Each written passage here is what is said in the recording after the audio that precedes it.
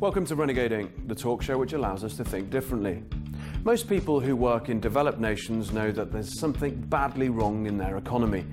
Even if they can't fully articulate it, many people feel they have to work harder and longer just to stand still. There always seems to be an economic headwind that denies fair return on the hours we put in. So what is this formless force that pushes against us?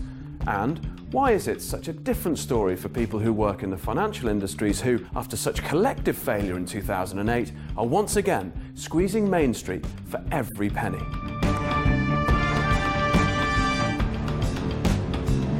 Rana Foroohar's latest work, which caught our attention, is her book called Makers and Takers. So the Renegade Inc. team travelled to New York to talk with her about the clear and important divide that she has carefully outlined. There are those in financialised industries whose business model means they're incentivised to take. And there are those in the real economy whose business model means they actually have to make things for a living. The makers could survive without the takers, but the takers would find it much trickier without the makers. This means these two contradictory groups don't make happy bedfellows. By clearly making this distinction, Rana has made an important contribution for anyone who intuitively feels that the financialisation of our economies has come at a massive price. I began by asking her what she sees when she looks out at the business landscape today. You've created the divide between makers and takers. When you look out at the business landscape in the US and globally, what do you see? I see a lack of the right narrative. I think that, two things. For starters, everyone believes that what's good for business is good for consumers, workers, society at large. That's particularly true, I would say, in the kind of Anglo-American centric view of things. And that assumption still stands. And that assumption still stands, but the data doesn't support it at all. If you look at the last few years, particularly post-crisis, but really the last 20, 30 years, and this is a crucial thing, there's been a breakage between the fortunes of companies and the fortunes of consumers and workers. So it used to be, really up until about the mid-1980s, that they did sort of rise together. Now, companies are way up here, floating, 35,000 feet above national concerns. Their prosperity, markets are at record highs still, has nothing to do with what's happening on the ground level. That disconnect has surely never been greater. I have been shocked that since the crisis that people haven't been more up in arms. I mean, we had the Occupy movement, but given the amount of information I think that's out there right now and the statistics that support that actually what's good for business is not at all good for you, average American person or average rich world person, it's stunning that people aren't more upset. But people are thinking that now, and that latent dissent hasn't gone anywhere just because Occupy went away. That's true. So how do you begin to channel that so it's constructive as opposed to this sort of violent, mass of people protesting and not actually focusing their attention where it can be most effective? Well, I think getting a larger group of voices in the room, for starters, is really important. In my book, in the author's note, I talk about the reason that I came to write this and sort of what happened. There was a bit of a come to Jesus moment. And what was that? Can you just talk? Yeah. Was that an epiphany or was that a steady stream of events? Was it a moment where... Well, I mean, I've been a business and economics journalist for 27 years, and I've witnessed any number of CEOs, well-meaning people, not trying to be bad guys, doing things that I just thought, like, why are they doing this? This is going to jack up your share price for one quarter, and then it's going to tank your whole company in 5 years. Why are you doing this? But coming back to this sort of the real come to Jesus moment, in 2013, I was sitting in an off-the-record meeting with a former Obama administration official who'd been very involved in the bailouts, the too big to fail banks. And as is always the case, the administration sort of sent out these envoys to say, we've done a great job, we're going to wipe our hands, nothing to see here, move on, tie a bow around everything. And we were talking about the Dodd-Frank financial regulation, which at that point, amazingly, was still only about halfway written. And that's 4 or 5 years on from the crisis.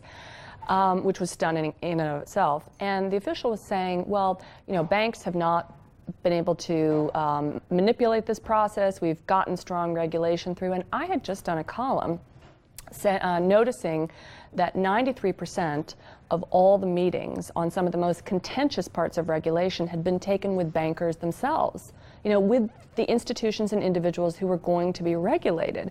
So I raised my hand and I said, well, how can you say that you've gotten a great piece of regulation through when 93% of the people talking about it were the ones that are going to be regulated? And here's the kicker. He looked at me with really honest befuddlement and said, well, who else should we have been talking to? And I remember looking around the room, which was filled with financial beat reporters, and thinking, oh my gosh, everyone's going to be scribbling. And no one was. There's so much cognitive capture. There's such a conventional wisdom here, such a narrative, that nobody even understands how bizarre that is. It's amazing. Is it because once you're in the story, you can't get far enough away from the story to understand the context and what's really going on? Is that the case? I think that's part of it. I mean, or is it a courage issue? Well, it's both. The first point I would say is absolutely true. I mean, you think about it, anything that you're really in the weeds in, you start to develop a kind of losing the forest for the trees kind of Stockholm syndrome. That's right. It's a bit of Stockholm. And in fact, what's interesting is research shows that the more educated you are, the more tightly you hold to your prejudices. Is that right? That's right. There's a certain cognitive grounding where you may read more, you may be taking in more news, but once you come to your fixed idea about your worldview, you are much less likely to want to give it up. And I think that that's sort of an egotistical thing. Right.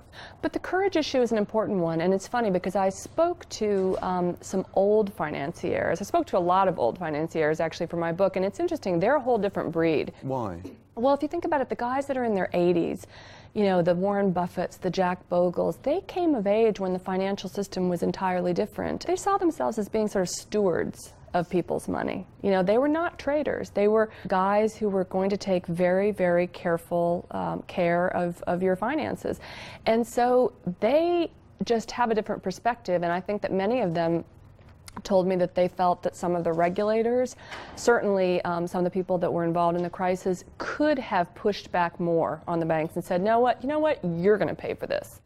I remember actually in particular one older guy I spoke to, I was saying, well, why, when the Obama administration walked into the room and said, you know what, we want you to pay for X amount of the bailouts, and the bank said, no, we're not going to pay for any of the bailouts. How come they didn't push back? And this guy said, well, nobody was afraid of them. Nobody was afraid of them. They didn't think they were going to stand up. They were part of that team. What a vacuum of leadership. Because Absolutely. Ultimately, if you're going to bail out Wall Street at the expense of Main Street, you're going to keep all these negative social indicators going in the wrong direction. I would actually argue that one of the reasons that President Obama wasn't as successful as he might have been in obtaining any of his agenda, he got health care through, but there were any number of things that he was going to do, educational reform, tax reform, just a whole portfolio of things that once he lost that battle, once he sold out American homeowners for Wall Street, there was a perception issue. He lost a lot of the liberals. The liberal coalition started to split. I think that you still see that divide in the party. And actually, I think that this is going to be a key thing for American Democrats going forward. Are they finally going to decide to pick up the mantle and be the party of workers? And by the way, if you define worker not just by per hour income, but who is insecure and what their power is relative to the corporation, that's a whole lot of people under that umbrella. Move a bit further there, the value creators and value extractors. And Obama didn't ever stand up for the value creators. No, and I'm not sure in his heart of hearts he really understood that division. Is it that he's surrounded by a bunch of economists who can't provide him with enough clarity to say, this is the divide, these people create value, these extract it, and actually these two things are mutually exclusive? Yeah, I think if you look at who was really in power in economic circles during his tenure, it was still the kind of Bob Rubin, Larry Summers, Wall Street financialized crowd. They may be Democrats, but they have the same worldview. But it doesn't matter about the sticker. That's right. The neneoliberal or the agenda is still right at the heart of it. That's right, and that hurt Hillary Clinton as well, because she finished her off from that very first debate where she didn't come out clearly and say, we were wrong on certain aspects of trade. She sort of said, well, you could argue this or that about now. No. When people are feeling it every single day. Nothing resonates unless it really touches people's felt experience. Right. And this so did. How do you begin now to start the conversation and the job of ordering business so it actually serves society as opposed to extracts value from it? Well, as I say, I think that the important thing is getting people who are not necessarily part of the financial cabal in the room. And that's really happening at an organic level. You know, one of the most fascinating things that's happened to me since the book came out is I was asked to come and speak in front of a group of artists at Parsons. And I thought, oh my gosh, why are these artists, you know, wanting to talk to me about this hardcore economic book? Their professor had put it on the syllabus as mandatory reading, and they were fascinated because they were feeling this experience in their day-to-day life. They were particularly interested in my housing chapter, where I talk about how private equity has come in and bought up the majority of single-family housing in America. And Blackstone, a private equity firm, is actually the largest owner now, landlord of single-family real estate in America. And they were feeling it because a lot of investors go into edgy neighborhoods these days and they try and bring artists in. I mean, you've probably been courted by these people. They try and bring creatives in, give them cheap housing, run up the rents in the neighborhood. It's the Soho effect, right? And then the minute the rents are up, they kick them out. Right. And that had happened to some of these artists. And so they really wanted to understand at a deep level, why is this happening? Why are these people doing this? What's this all about? And they actually now want to create artwork about that. The gentrification process. Yes, and not just gentrification in those loose terms. You know, we kind of know about that concept, but why does that happen? Why does it happen? Because in 2008, we had a financial crisis that tanked property prices. We then had private equity that was not beholden to the same regulation as the banks themselves go to the administration and say, hey, we can set a floor on these markets if you let us go and buy all these properties for cash on the courthouse steps. And that's what they did while everybody else couldn't get credit. So you had finance benefiting from the very crisis that it had created. The irony is it burns. Oh, God, it burns, indeed.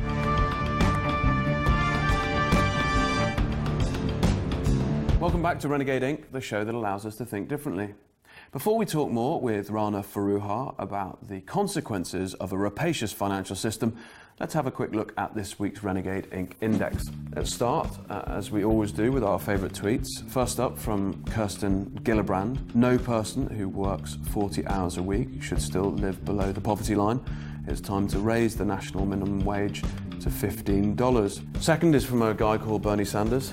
How insane is this, he says, at a time of massive inequality, Trump wants to repeal the estate tax, a $353 billion tax giveaway to the top 0.2%. I wonder why he wants to do that, the estate tax. He's got a vested interest. Next up is from Democracy is for People. The Senate just voted to put Wall Street lawyer in charge of policing Wall Street recklessness. Conflict of interest much? Question mark. Hashtag corporate Clayton. Jay Clayton is a Wall Street creature, is the claim. And finally, from QE for People, this is how quantitative easing works. There must be a better way, people. There kind of is. And if you look at the wine glass on the bottom right, you'll find not only is it full, it's not trickling down, and it's crushing the rest of the economy. Now, back to New York for more with the journalist and writer Rana Foroohar. When it comes to this rent-seeking idea, people often think about housing and rent, but actually rent-seeking goes across the board. It can be executive pay, it can be political capture, so you can monopolise a market. How do you begin to stamp out the rent-seeking aspect in global business? Thinking about the numbers in this case is important, and I'm going to give you a stunning statistic. So the financial sector in the US, and the numbers would be probably even more extreme in the UK, represents 7% of the economy, creates 4% of all jobs, but takes 25% of all corporate profits. Hold that in your brain and imagine the sort of, middle part of an hourglass, and that's where finance sits, and it can charge whatever it wants. There's your rent-seeking formula writ large. There you go. So one of the things that I've been doing is talking to a lot of business people who are not in finance about that and saying, do you realize your bankers are taking a quarter of all the private sector profits? And their reaction? Two reactions. If they are private and or sort of small businesses, makers, they tend to be stunned, outraged, say, yeah, that's why we've always self-financed, we never want to deal with that. But interestingly, corporations that are public tend to be part of that whole process, because if you think about it, CEOs get anywhere from 30 to 80% of their pay in stock options. So they play the market game. They play the let's push up our share price in these kind of fake ways, quarter by quarter. Let's buy a bunch of our shares back and, and do these sort of, financial engineering things to raise the share price. Because guess what? My bonus is going to be bigger. We have a system of incentives that is pushing everybody in exactly the wrong direction. So in the States, and, I think in the UK as well, we have a conversation now about should stock options be how people get most of their pay? Buybacks, they were illegal before 1982. They were market manipulation. Charlie Munger says, show me the incentives and I'll show you the outcome. Indeed. So we shouldn't be shocked. No, we shouldn't be shocked. Finance is a complex system. And so there's no one silver bullet. So you have to look at all these different areas. You have to look at the tax code. You have to look at housing policy. You have to look at the way financial regulation is structured. But these things can be boiled down. And I would boil it down and say, we should ask the financial sector, what are you doing? For all the numbers you can generate a number that shows what you're doing for Main Street, what you're doing to make people wealthier, and keep doing that, and then everything else you're doing, let's make it go away. You've interviewed a few, let's say, more enlightened CEOs, and they understand this game, the one that you've just depicted. Yeah. They must see the total futility of it. Interestingly, it's the really, really high-end financiers who tend to understand this message best because they're the canaries in the coal mine. They look back and they are always the first to see where the markets are going. And I think that they see, yes, we've had 40 years of this fake financialized growth. We are tapped out. They know it's going to hit their portfolios, and they're trying to understand how we can get back to more of a, creating, making at the ground level. What's the unifying factor of the people who understand that it's ultimately doomed, and actually want to do something different? I think in a way they're people that are sort of humble, and you wouldn't think that would be the true of, a billionaire. But I find it's not the mid-level guys at Goldman Sachs that get this. It's the sort of George Soroses of the world. I mean, he had he's a bit of a philosopher himself, because I think people that are very savvy see that the markets have their own dynamics and that they don't reflect reality always. People like Richard Bookstaber, actually, who used to be the risk manager of Bridgewater and then went on and tried to reform financial regulation at Treasury. He got kind of shut down. He's come out with a new book saying, you know what, we need to throw all of economics out the window because it simply does not account for the messy truth of human life.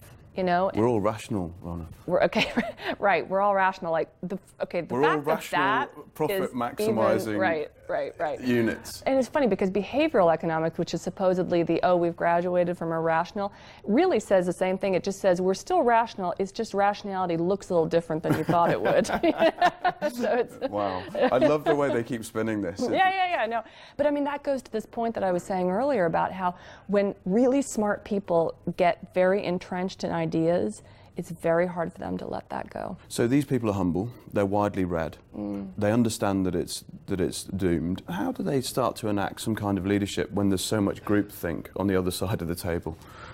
Well, some of them are actually putting their money where their mouth is, I would say. Some of the biggest portfolio managers are actually going out and thinking about how can we deploy our large pools of cash in ways that would actually help Main Street and sort of shift this dynamic. That's a very early stage conversation. I know some people are thinking about sovereign wealth funds, like Norway, for example, has a huge sovereign wealth fund. Could that be deployed as, a motivator to push things in the right direction?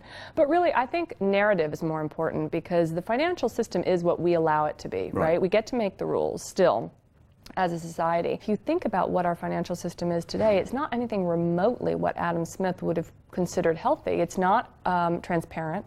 It's incredibly opaque. Various participants in the market do not have equal access to information. They don't have equal ability to maneuver. Adam Smith would have said we have to have a shared moral framework. I mean, throw that out the window, So we've come a long way from where we're supposed to be if a market in traditional economics is to function well. If Adam Smith came back and saw the rentier aspect of this market, I mean, imagine what he'd say now. Yeah.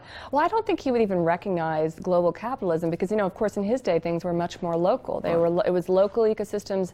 Merchants, customers, and buyers and sellers had much closer relationships. And interestingly, we may be going back to some of that. Let's talk about that. Is globalization in retreat?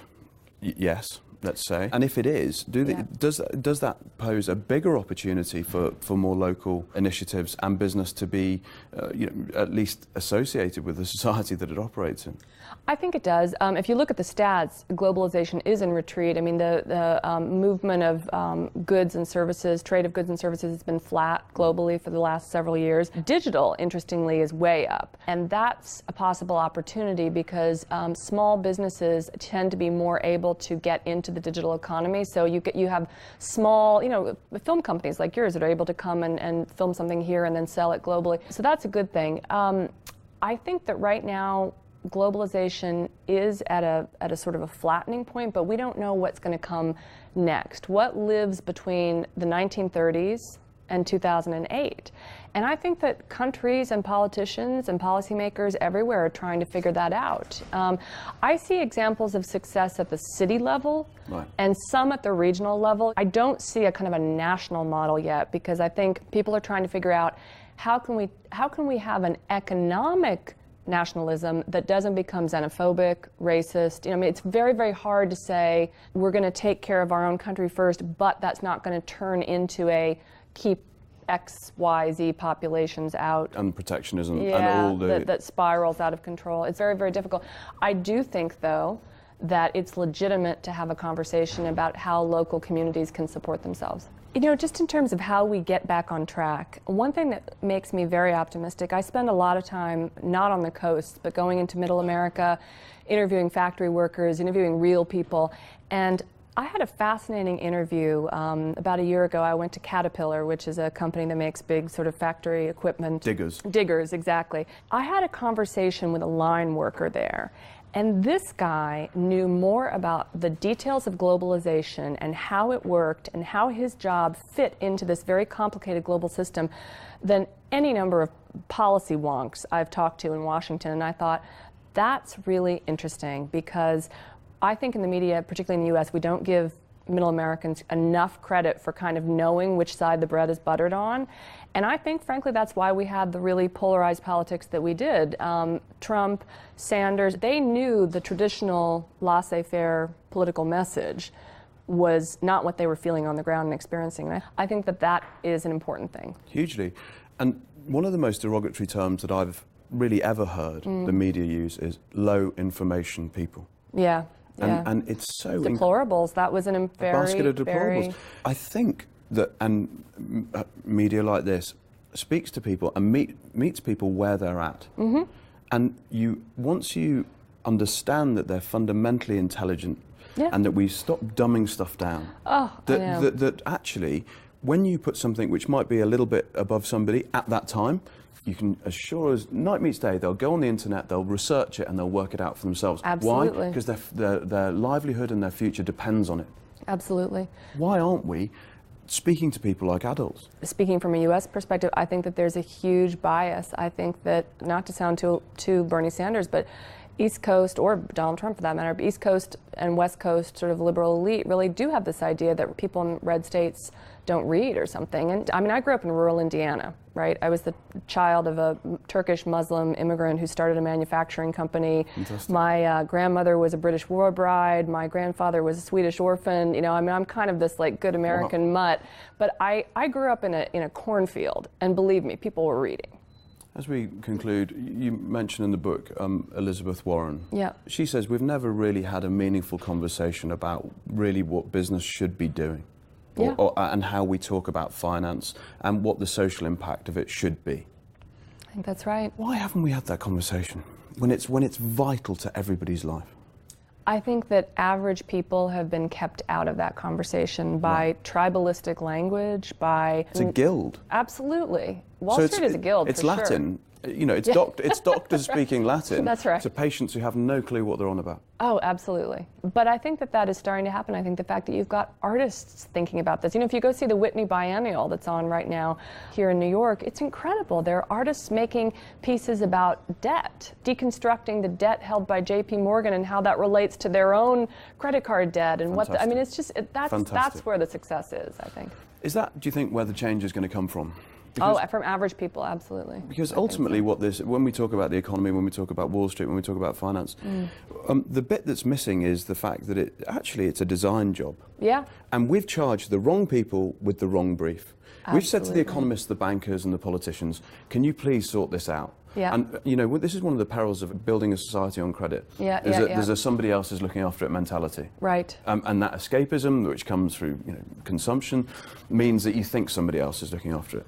Actually, it's the designers, the artists, the innovators, the architects, and the people who can think creatively. They should be putting the brief together and then charging the bankers, the politicians, and the economists, hopefully not the neoclassical economists, just a caveat, and saying to them, that's the society that we need to deliver. Absolutely. Credit is a huge palliative. I mean, just Rajan, said this, let them eat credit. It's absolutely what we do to sort of keep middle-class voters happy. But I think that we're tapped out. And the good news and the bad news is that I think we're at a point where when the next financial crisis comes, we will not have as much firepower to throw at it. The central bankers of the world have dumped $30 trillion into the global economy in the last 8 years, and we've got 2% growth and change. I mean, it's pathetic. It's pathetic. It's the biggest failure. Economic historians will look back at this and say, wow, those guys really had no clue. So we're kind of at a change point. Yeah. And, in crisis, there is opportunity. Optimistic? I'm more optimistic than I was 8 years ago, yeah. It was interesting, the Senate Banking Committee, they had a call for papers that would link the financial system and real economic growth, which is the first time that's ever happened. Radical. That they said radical. That politicians are like, what? Show us that what Wall Street's doing is actually going to create some growth. That's kind of a big step. That hasn't happened before. So that's a small step, but it's important. Maybe you need this, as Schumpeter would say, creative destruction to be able to get to the next narrative. Maybe we need this. Well, I think so. And there were a lot of people in 2008 that said that's why they said let the banks go under. Let this be a moment, come to Jesus moment where we realize that these institutions can't be allowed to function as they did. Now I think it's very hard to say you should also have X number of people lose their livelihoods and become depressed and all the things that come out of depression for that. But hopefully now, 8 years on, after all we've thrown at this problem, people are beginning to see, something's weird here. Wall Street and Main Street, not actually connected. Rana, congratulations on the book. Thank you. And thank you very much for your time. Pleasure.